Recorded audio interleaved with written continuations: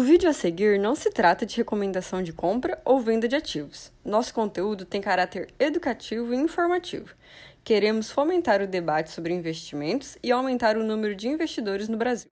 Bruno, uma das perguntas que mais fazem pra gente aqui no canal, né? Dá pra você ficar rico hoje começando a investir com pouco dinheiro? Dá, desde que ao longo do tempo você invista com mais dinheiro. Ou que você fique muito tempo como investidor. É um outro ponto. Se a gente pega o Warren Buffett, que é um exemplo famosíssimo, né? O Warren Buffett tem hoje uma riqueza de mais ou menos uns 110 bilhões de dólares. Desses 110, 107 vieram depois que ele tinha 65 anos.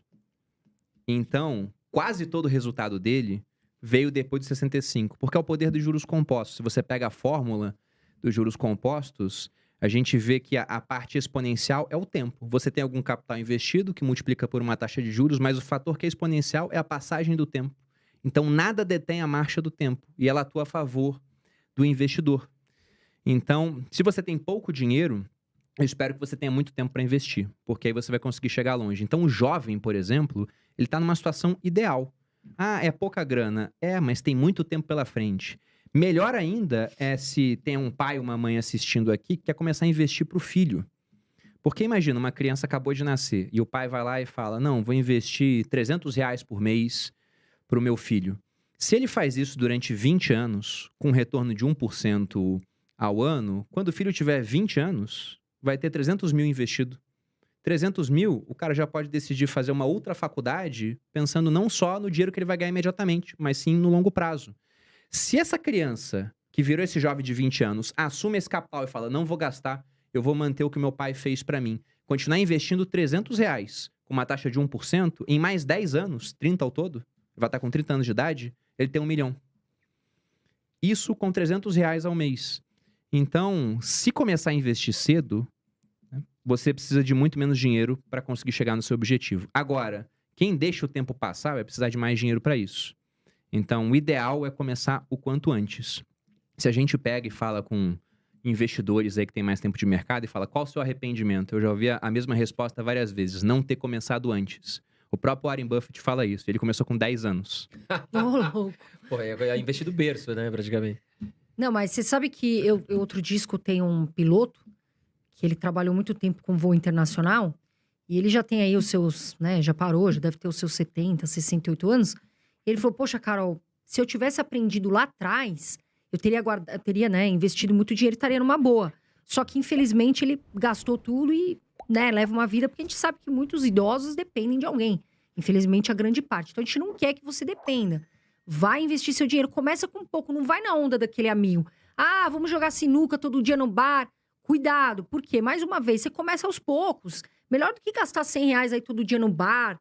Enfim, eu puxo muito a orelha de vocês, porque eu sei que tem gente aí que gasta dinheiro à toa. Agora, Bruno, essa questão de previdência é algo que me perguntam muito. Porque o pessoal fala, não vale a pena, tal. Quando que vale a pena alguém ter uma previdência privada? Olha, eu vou falar que em todos os casos, para pessoas que têm mais dinheiro, vai valer a pena. Previdência privada, pelo seguinte, né? O Lucas Pitt está acompanhando aqui o podcast da gente. Pitt é riquíssimo. Daqui a pouco a gente chama ele para falar a carteira dele aqui também. Tem dezenas de milhões aí de patrimônio. E o Pitt é um cara que sabe investir bem o dinheiro dele e que não tem problema em correr risco.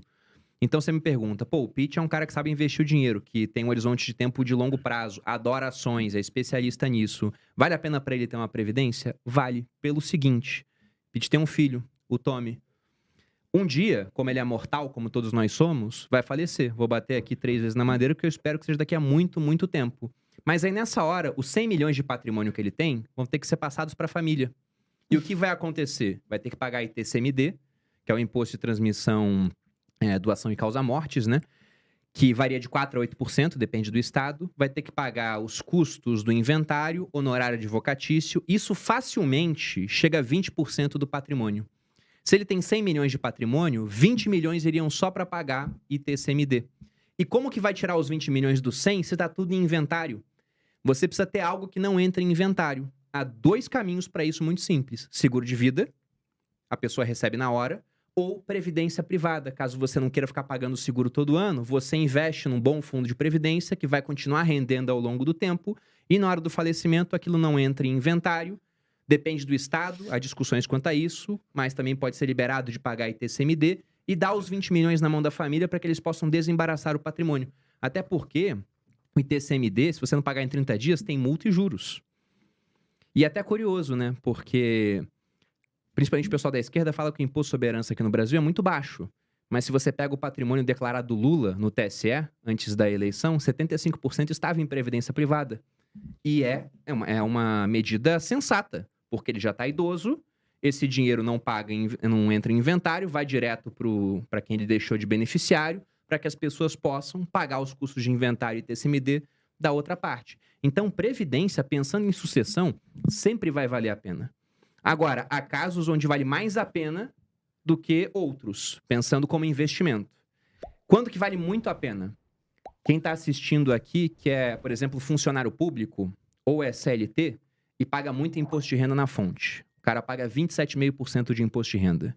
Se esse cara fizer uma previdência PGBL, ele tem que pagar em INSS ou um regime próprio de previdência. Mas se ele paga previdência pública, paga muito imposto de renda na fonte e faz uma previdência PGBL, ele vai na declaração de imposto de renda dele, lança essa previdência e faz a declaração completa, ele vai obter de volta o imposto que ele iria pagar. Porque ele pode reduzir em até 12% a renda tributável dele. Então, se ele ganha 100 mil, por exemplo, ele poderia pegar 12 mil para investir num PGBL e o imposto não iria incidir mais sobre 100 mil, mas sobre os 88 mil restantes. Então, ele paga menos imposto hoje, recebe dinheiro de volta, para deixar esse dinheiro investido e só pagar o imposto sobre esse dinheiro lá na frente, daqui a 10, 20, 30, 40 anos, sendo que o dinheiro trabalhou para ele durante todo esse período. Basta que ele escolha um bom fundo de previdência para isso. Tem que olhar a taxa de administração também, né? Tem que olhar a taxa de administração, como é que é o portfólio. Hoje, tem muita gente investindo em fundo de previdência que é só renda fixa. Beleza, tá num cenário muito bom. Mas e quando a Selic baixar? Ou o período que ela ficou em 2%? Então, tem que ver uma carteira diversificada. Na minha opinião, é o melhor tipo de previdência que tem. Então, PGBL vale muito a pena. Vale muito a pena. Se a pessoa não tem como fazer um PGBL, porque é empreendedor, e aí ele não paga imposto de renda na fonte, porque ele tira um prolabore baixinho e tira o resto como lucro da empresa, aí não serve para ele. Aí teria que ser um VGBL.